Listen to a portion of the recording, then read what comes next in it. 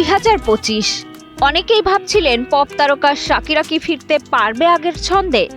ঠিক তখনই কথায় নয় জবাবটা গানেই দিলেন শিল্পী। হাজির হলেন এমন এক প্রত্যাবর্তন নিয়ে যা শুধু সঙ্গীতকেই না বদলে দিয়েছে দর্শকের অনুভূতি।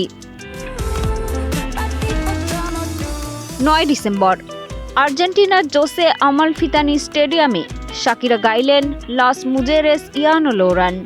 গায়িকার প্রথম এক লাইনেই প্রকাশ পায় ভাঙা সম্পর্ক থেকে উঠে দাঁড়ানো লাখো নারীর গল্প, যেন সাহস, স্বাধীনতা আর আত্মসম্মানের ঘোষণা।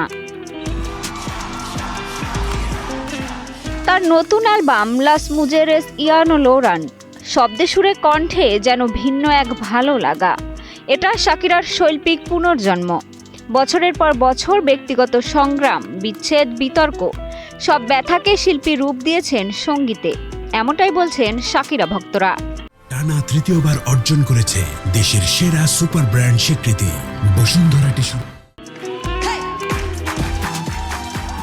ইতোমধ্যেই এই অ্যালবামকে ঘিরে শুরু হয়েছে ওয়ার্ল্ড ট্যুর, যা বদলে দিচ্ছে সঙ্গীত শিল্পের প্লেবুক। প্রতিটি শহর, প্রতিটি শো সোল্ড আউট, টিকিট মাত্র কয়েক মিনিটেই শেষ। ভারত থেকে স্পেন, বার্সেলোনা থেকে লিমা, বিশ্বব্যাপী বইছে যেন শাকিরা ঝড়। শাকিরার এই জার্নি সন্দেহ দিয়ে শুরু হলেও শেষ হলো এক সাংস্কৃতিক বিস্ফোরণে। তার কণ্ঠ শুধু ফিরে আসেনি, হয়েছে আগের চেয়ে আরও শক্তিশালী। 2025-এর ইতিহাসে তার অ্যালবাম যেন যুগ পরিবর্তনের মুহূর্ত।